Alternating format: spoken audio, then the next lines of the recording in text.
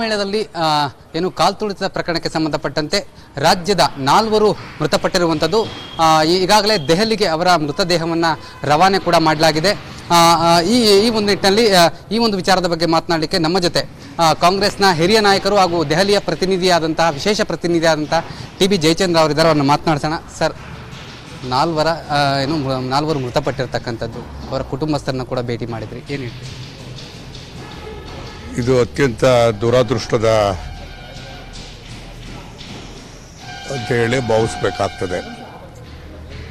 ಸುಮಾರು ಒಂದು 60 ಜನಕ್ಕೂ ಹೆಚ್ಚು ಜನ ಬೆಳಗಾವಿಯಿಂದ ಇಲ್ಲಿಗೆ ಕುಂಭಮೇಳಕ್ಕೆ ಅಂತೇಳಿ ಬಂದು ಸುಮಾರು 4 ಜನ ಕಾಲ್ತುಳಿತಕ್ಕೆ ಸಿಕ್ಕಿ ಸತ್ತೋಗಿದ್ದಾರೆ. 2 ಬಾಡಿಗಳು ಮಾತ್ರ ಈಗ ಬಂದಿದೆ. ಇನ್ನೆರಡು ಬಾಡಿ ಇನ್ನೇನು ಕೆಲವೇ ಗಂಟೆನಲ್ಲಿ ಬರೋದಿದೆ. ಇದು ಬಂದ ಮೇಲೆ ಅದನ್ನು ಬೆಳಗಾವಿಗೆ ಫ್ಲೈಟಿಗೆ ಕಳಿಸಿಕೊಡ್ತಕ್ಕಂಥದ್ದಕ್ಕೆ ಬಗ್ಗೆ ಎಲ್ಲ ವ್ಯವಸ್ಥೆನೂ ಕೂಡ ಮಾಡ್ತಾಯಿದ್ದೀವಿ. ಮತ್ತು ಅದಕ್ಕೋಸ್ಕರ ಈಗಾಗಲೇ ಅಧಿಕಾರಿಗಳು ಮತ್ತು ನಮ್ಮ ಕರ್ನಾಟಕ ಭವನದ ಅಧಿಕಾರಿಗಳೆಲ್ಲರೂ ಕೂಡ ಆ ವಿಚಾರದಲ್ಲಿ ಕ್ಲಿಯರೆನ್ಸಸ್ಗೆ ಎಲ್ಲರೂ ಕೂಡ ಪ್ರಯತ್ನವನ್ನು ಕೂಡ ಮಾಡ್ತಿದ್ದಾರೆ. ಇದು ಬಿನ್ವೈಲ್ ನಮ್ಮ ಲಕ್ಷ್ಮೀ ಹೆಬ್ಬಾಳ್ಕರ್ ಅವ್ರ ಮಗ ಮೃಣಾಲ್ ಕೂಡ ಇಲ್ಲೇ ಇರ್ತಕ್ಕಂಥದ್ದು ಒಂದು ಹೆಚ್ಚು ಸಹಾಯಕವಾಗಿದೆ. ಅವರ ಘಟನೆಗೆ ಪ್ರಮುಖ ಕಾರಣ ಏನು? ಅದು ಕಾಲ್ತುಳಿಕೆ ಆಗಿರ್ತಕ್ಕಂಥದ್ದು, ಅಲ್ಲಿ ಹೆವಿ ರಶ್ ಆಗಿರ್ತಕ್ಕಂಥದ್ದು, ಯಾವುದೂ ರಕ್ಷಣೆ ಇಲ್ಲದೆ ಇರ್ತಕ್ಕಂಥದ್ದು. ಅವರು ಹೇಳ್ತಕ್ಕಂಥದ್ದು ಒಬ್ಬರು ಬದುಕಿ ಉಳಿದಿರ್ತಕ್ಕಂಥವ್ರು 2-3 ಇದ್ದಾರೆ. ಅವ್ರು ಹೇಳ್ತಕ್ಕಂಥದ್ದು ಅಲ್ಲಿ ಯಾವುದೇ ಪೊಲೀಸ್ ಆಗಲಿ ಇನ್ನೊಂದು ರಕ್ಷಣೆ ಯಾವುದೂ ಇರಲಿಲ್ಲ. ಇದು ಏಕಾಏಕಿ ನುಗ್ಗಿ ಬಂದಿದ್ದರಿಂದ ಇವತ್ತು ಈ ರೀತಿ ದುರಂತ ಆಗಿದೆ ಅಂತಕ್ಕಂಥದ್ದು. ಕುಟುಂಬಸ್ಥರು ಏನು ಹೇಳ್ತಾರೆ ಸರ್? ಕುಟುಂಬಸ್ಥರು ಹೇಳ್ತಕ್ಕಂಥದ್ದು ಅದು ಎಲ್ಲ ಒಂದು ಕಡೆಗೆ ಲಾ ಆ್ಯಂಡ್ ಆರ್ಡರ್ ವೈಫಲ್ಯ ಅಂತಕ್ಕಂಥ ಮಾತನ್ನು ಕೂಡ ಹೇಳ್ತಾರೆ. ಅಲ್ಲಿ ಪೊಲೀಸ್ ಇದ್ದಿದ್ರೆ, ಅದು ಯಾರಾದರೂ ಇದ್ದಿದ್ರೆ ಅದು ಆಗೋದಕ್ಕೆ ಸಾಧ್ಯ ಇರಲಿಲ್ಲ. ಏಕಾಏಕಿ ಬಂದು ಒಂದು ರೀತಿಯಾಗಿ ನುಗ್ಗಿದ ಪ್ರಯತ್ನ ಇವತ್ತು ಈ ರೀತಿಯಾಗಿ ಆಯಿತು ಅಂತಕ್ಕಂಥ ಮಾತನ್ನು ಹೇಳ್ತಾರೆ. ಬಹುಶಃ ಇದೆಲ್ಲದಕ್ಕೂ ಕೂಡ ಇವತ್ತು UP ಆಡಳಿತನೇ ಜವಾಬ್ದಾರಿಕೆಯನ್ನು ಹೊರಬೇಕಾಗ್ತದೆ. ಮತ್ತು ಯಾವುದೇ ರೀತಿಯಲ್ಲೂ ಕೂಡ ಕಾಂಪನ್ಸೇಟ್ ಮಾಡ್ತಕ್ಕಂಥದ್ದಾಗಲಿ ಇನ್ನೊಂದಾಗಲಿ ಕೂಡ ಅದೆಲ್ಲದೂ ಕೂಡ ಅವ್ರದ್ದೇ ಜವಾಬ್ದಾರಿ ಆಗ್ತದೆ. ಇದೊಂದು ಘಟನೆ ನಡೆದಂಥ ಸಂದರ್ಭದಲ್ಲಿ, ಘಟನೆ ನಡೆದ ನಂತರ UP ಸರ್ಕಾರ ಕೂಡ ಸಾಕಷ್ಟು ಕ್ರಮಗಳನ್ನು ಕೈಗೊಳ್ತಾ ಇದೆ. ಈ ಮುಂಚಿತವಾಗಿ ಅಂದರೆ ಪ್ರಿಕಾಷನ್ ಆಗಿ ಈ ಒಂದು ಕ್ರಮವನ್ನು ಕೈಗೊಳ್ಳಬೇಕಿತ್ತು ಅಂತ ಅನಿಸ್ತಾ ಇದೆ. ಹೌದು. ಈಗ ಅವ್ರು ಕಳಿಸಿರ್ತಕ್ಕಂಥ ಬಾಡಿಗಳು ಏನು ಮಾಡಿದ್ದಾರೆ ಅಂದರೆ ಸುಮ್ಮನೆ ಚೀಲದಲ್ಲಿ ತುಂಬಿಸ್ಬಿಟ್ಟು ಕಳಿಸಿದ್ದಾರೆ. ಅದಕ್ಕೆ ಯಾವುದೇ ಥರವಾದಂಥ ಟ್ರೀಟ್ಮೆಂಟ್ ಆಗಲಿ ಇನ್ನೊಂದು ಅವ್ರ ನೇಟಿವ್ ಪ್ಲೇಸ್ಗಳಿಗೆ ರೀಚ್ ಆಗಬೇಕಾದಾಗ ಏನಿರಬೇಕು ಅಂತಕ್ಕಂಥದ್ರ ಬಗ್ಗೆ ಯಾವುದ್ರ ಬಗ್ಗೆ ಯೋಚನೆ ಮಾಡಿಲ್ಲ. ಇದನ್ನು ನೋಡಿದ್ರೆ ಅಲಕ್ಷ್ಯ ಅಂತಕ್ಕಂಥದ್ದು ಕಾಣ್ತದೆ. ಬಹುಶಃ ಕಸಕ್ಕೆ ಕಡೆಯಾಗಿ ಕಾಣ್ತಕ್ಕಂಥ ರೀತಿಯಲ್ಲಿ ಮನೋಭಾವ ಕಾಣ್ತಾ ಇದೆ. ಸರ್ಕಾರ ಇದ್ರ ಬಗ್ಗೆ ಏನಾದರೂ ಮಾತಾಡಿದ್ಯಾ? ಈಗ ಸಿದ್ದರಾಮಯ್ಯನವರು ಏನಾದ್ರು ಮಾತಾಡಿದ? ಇದು ನೋಡಿ, ಮುಖ್ಯಮಂತ್ರಿಗಳಿಗಾಗಲಿ ಎಲ್ಲದೂ ಕೂಡ ಗೊತ್ತಿರ್ತಕ್ಕಂಥದ್ದೇ. ಎಲ್ಲರೂ ಕೂಡ ಮುಂದೆ ಏನಾಗ್ತದೆ, ಏನು ಮಾಡಬೇಕು ಅಂತಕ್ಕಂಥದ್ದು ಅದು ಮುಂದಿನ ವಿಚಾರ. ಸದ್ಯಕ್ಕೆ ಅವ್ರ ಊರುಗಳಿಗೆ ಕಳೆಬರಗಳನ್ನು ಕಳಿಸ್ತಕ್ಕಂಥ ಕೆಲಸವನ್ನು ಮಾಡ್ತಕ್ಕಂಥದ್ದು ಭಾಳ ಮುಖ್ಯ ಆಗ್ತದೆ. ಬಹುಶಃ ಇದನ್ನು ನಾನು ಮುಖ್ಯಮಂತ್ರಿಗಳ ಕಾರ್ಯದರ್ಶಿಗಳಿಗೂ ಕೂಡ ನಾವು ಇಲ್ಲಿದ್ದೇವೆ ಅಂತಕ್ಕಂಥ ಮಾತನ್ನು ಕೂಡ ನಾನು ತಿಳಿಸಿದ್ದೇನೆ. ಬಹುಶಃ ಮುಂದೆ ಏನಾಗ್ತದೆ ಅಂತಕ್ಕಂಥದ್ದನ್ನು ನೋಡೋಣ. ಸರ್, ಇವತ್ತು ಎಷ್ಟು ಗಂಟೆಗೆ ಏರ್ ಲಿಫ್ಟ್ ಆಗ್ಬೋದು? ಬಹುಶಃ 6 ಗಂಟೆ 7 ಗಂಟೆಗೆ ಫ್ಲೈಟಿಗೆ ಗೋವಾಕ್ಕೆ ಹೋಗಿ ಗೋವಾದಿಂದ ಅಲ್ಲಿಗೆ ರವಾನೆ ಆಗ್ತಕ್ಕಂಥದ್ದು ಸಾಧ್ಯತೆಗಳಿರ್ತದೆ. ಧನ್ಯವಾದಗಳು ಸರ್. ಕುಂಭಮೇಳದಲ್ಲಿ ಕಾಲ್ತುಳಿತ ಪ್ರಕರಣಕ್ಕೆ ಸಂಬಂಧಪಟ್ಟಂತೆ ಈಗಾಗಲೇ 4 ಮೃತದೇಹಗಳೇನಿದೆ ಅದನ್ನು ದೆಹಲಿಗೆ ರವಾನೆ ಮಾಡಿರ್ತಕ್ಕಂಥದ್ದು. ಸ್ವತಃ ಲಕ್ಷ್ಮೀ ಹೆಬ್ಬಾಳ್ಕರ್ ಅವರ ಪುತ್ರ ಮೃಣಾಲ್ ಹೆಬ್ಬಾಳ್ಕರ್ ಅವರು ಕೂಡ ನಮ್ಮ ಜೊತೆ ಇದ್ದಾರೆ ಇದ್ರ ಬಗ್ಗೆ ಮಾತನಾಡಲಿಕ್ಕೆ. ಸರ್, 4 ಕರ್ನಾಟಕದಿಂದ ಹೋದಂತಹ 4 ಮೃತಪಟ್ಟಿರ್ತಕ್ಕಂಥದ್ದು, ಇದ್ರ ಬಗ್ಗೆ ಅಲ್ಲ, ನಮ್ಮ ರಾಜ್ಯದಿಂದ ಹಾಗೂ ನಮ್ಮ ಜಿಲ್ಲೆಯಾದಂಥ ಬೆಳಗಾವಿಯಿಂದ ಸಾಕಷ್ಟು ಜನ ಹೋಗಿದ್ರು. ಅದರಲ್ಲಿ ನಮಗೆ ಸುದ್ದಿ ಬಂದ ಪ್ರಕಾರ 60 ಜನ ಒಂದು ಗ್ರೂಪಲ್ಲಿ ಹೋಗಿದ್ರು. ಹಾಗಾಗಿ ಬಹಳಷ್ಟು ರಶ್ ಇದ್ದ ಕಾರಣ, ಬಹಳಷ್ಟು ಜನ ಇದ್ದ ಕಾರಣ ನಮ್ಮ ಈ ಬೆಳಗಾವಿ ಜನ ಒಂದು 4 ಜನ ಮೃತಪಟ್ಟಿದ್ದಾರೆ. ನಾವು ಕೂಡ ದೆಹಲಿಯಲ್ಲಿ ಚುನಾವಣೆ ಸಂದರ್ಭಗೋಸ್ಕರ ಇಲ್ಲಿ ಬಂದಿದ್ವಿ, ನಾವು ಹಾಗೂ ನಮ್ಮ ಪಕ್ಷದ ಕೆಲವು ಮುಖಂಡರು. ಬಂದಾಗ ನನಗೆ ಒಂದು ವಿಷಯ ಬಂತು. ಹೀಗೆ ಬೆಳಗಾವಿಯ ಒಂದು ಕುಟುಂಬ ಆಂಬ್ಯುಲೆನ್ಸ್ ಮುಖಾಂತರ ನೋಯ್ಡಾಯಿಂದ ಈ ಕಡೆ ಬರ್ತಾ ಇದೆ ಅಂದ. ತಕ್ಷಣವೇ ತಾಯಿಯವರ ಹತ್ರ ಮಾತಾಡಿ ಇಲ್ಲಿ ಕರ್ನಾಟಕ ಭವನದ ಎಲ್ಲ ಅಧಿಕಾರಿಗಳ ಜೊತೆ ಚರ್ಚೆ ಮಾಡಿ ಅವ್ರಿಗೆ ಏನೆಲ್ಲ ವ್ಯವಸ್ಥೆ ಮಾಡಿಕೊಡ್ಬೇಕು ಅದನ್ನು ತಕ್ಷಣ ಕ್ರಮ ತಗೊಳಕ್ಕಂಥೇಳಿ ಟಿ.ಬಿ. ಜಯಚಂದ್ರ ಸಾಹೇಬರು ಹಾಗೂ ನಾವು ಇಲ್ಲಿ ಬಂದು ಅದನ್ನೆಲ್ಲ ವ್ಯವಸ್ಥೆ ಮಾಡ್ತಾ ಇದ್ದೀವಿ. ಕುಟುಂಬಸ್ಥರ ಜೊತೆ ಮಾತಾಡುವಂಥ ಒಂದು ಪ್ರಯತ್ನನೂ ಕೂಡ ನಾನು ಮಾಡಿದೆ. ಅಲ್ಲಿನ ಕುಟುಂಬಸ್ಥರ ಜೊತೆ ಮಾತನಾಡಿದಿರಾ? ಈಗ ಬೆಳಗಾವಿನಲ್ಲಿ ಇರ್ತಕ್ಕಂಥವ್ರು ಸಾಕಷ್ಟು ಈ ಒಂದು ಪ್ರಕರಣ, ಈ ಒಂದು ಇನ್ಸಿಡೆಂಟ್ ಆದಮೇಲೆ ಸಾಕಷ್ಟು ಭಯಗೊಂಡಿರ್ತಾರೆ. ಅವ್ರ ಜೊತೆ ಅವ್ರಿಗೆ ಧೈರ್ಯ ತುಂಬುವಂಥ ಕೆಲಸ ಏನಾದ್ರು ಮಾಡಿದ್ರೆ ತಾವು? ಹೌದು, ಬೆಳಗಾವಿಯಲ್ಲಿ ಇದ್ದಂಥ ಕುಟುಂಬಸ್ಥರ ಜೊತೆಗೆ ನಾನು ಕೂಡ ಮಾತಾಡಿದೆ.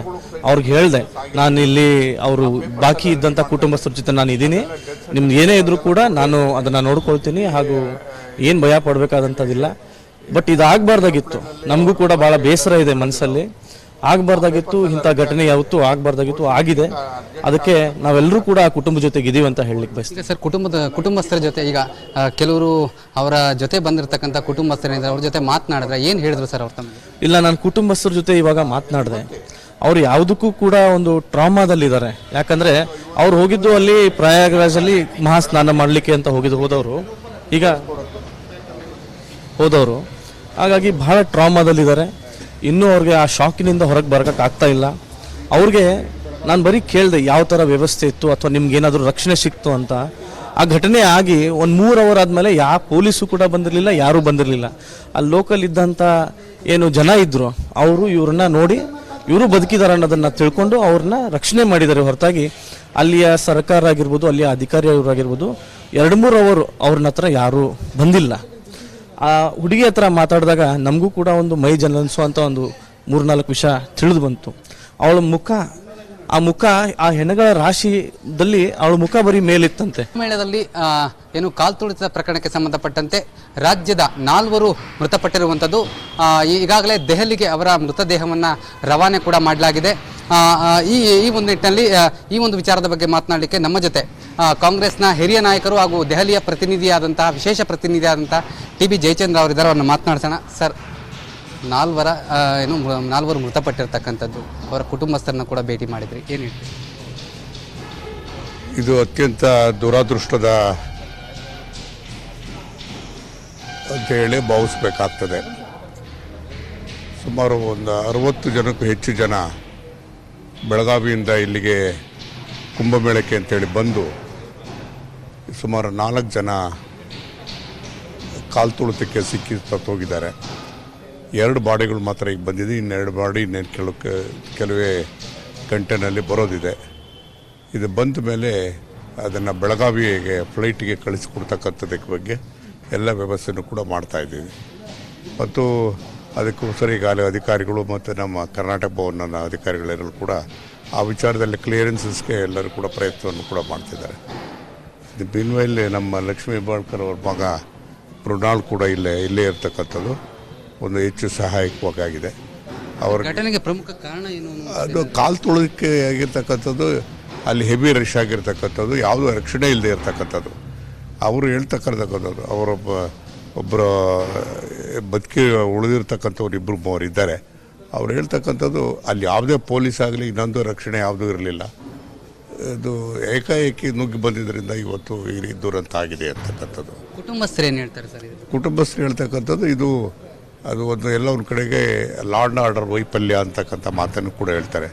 ಅಲ್ಲಿ ಪೊಲೀಸ್ ಇದ್ದಿದ್ರೆ, ಅದು ಯಾರಾದರೂ ಇದ್ದಿದ್ರೆ ಅದು ಆಗೋದಕ್ಕೆ ಸಾಧ್ಯ ಇರಲಿಲ್ಲ.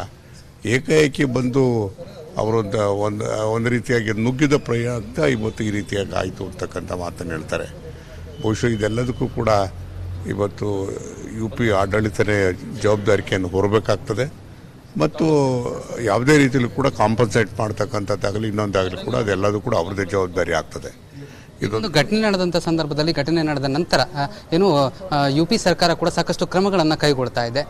ಈ ಮುಂಚಿತವಾಗಿ ಅಂದರೆ ಪ್ರಿಕಾಷನರಿ ಆಗಿ ಈ ಒಂದು ಕ್ರಮವನ್ನು ಕೈಗೊಳ್ಳಬೇಕಿತ್ತು ಅಂತ ಅನಿಸ್ತಾ ಇದೆ. ಹೌದು, ಈಗ ಅವ್ರು ಕಳಿಸಿರ್ತಕ್ಕಂಥ ಬಾಡಿಗಳು ಏನು ಮಾಡಿದ್ದಾರೆ ಅಂದರೆ ಸುಮ್ಮನೆ ಚೀಲದಲ್ಲಿ ತುಂಬಿಸ್ಬಿಟ್ಟು ಕಳಿಸಿದ್ದಾರೆ.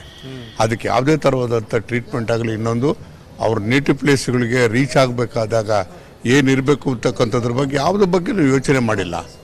ಇದನ್ನು ನೋಡಿದ್ರೆ ಅಲಕ್ಷ್ಯ ಅಂತಕ್ಕಂಥದ್ದು ಕಾಣ್ತದೆ. ಬಹುಶಃ ಕಸಕ್ಕೆ ಕಡೆಯಾಗಿ ಕಾಣ್ತಕ್ಕಂಥ ರೀತಿಯಲ್ಲಿ ಮನೋಭಾವ ಕಾಣ್ತಾ ಇದೆ. ಸರ್ಕಾರ ಇದ್ರ ಬಗ್ಗೆ ಏನಾದರೂ ಮಾತಾಡಿದ್ಯಾ? ಈಗ ಸಿದ್ದರಾಮಯ್ಯನವರು ಏನಾದ್ರು ಮಾತಾಡಿದ್ಯಾ? ಈಗ ನೋಡಿ, ಮುಖ್ಯಮಂತ್ರಿಗಳಿಗಾಗಲಿ ಎಲ್ಲದೂ ಕೂಡ ಗೊತ್ತಿರ್ತಕ್ಕಂಥದ್ದೇ.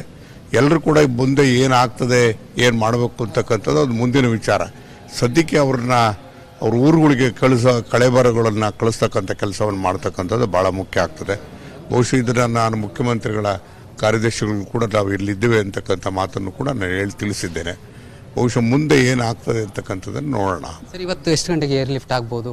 ಬಹುಶಃ 6 ಗಂಟೆ 7 ಗಂಟೆಗೆ ಫ್ಲೈಟಿಗೆ ಗೋವಾಕ್ಕೆ ಹೋಗಿ ಗೋವಾದಿಂದ ಅಲ್ಲಿಗೆ ರವಾನೆ ಆಗ್ತಕ್ಕಂಥದ್ದು ಸಾಧ್ಯತೆಗಳಿರ್ತದೆ. ಧನ್ಯವಾದಗಳು ಸರ್.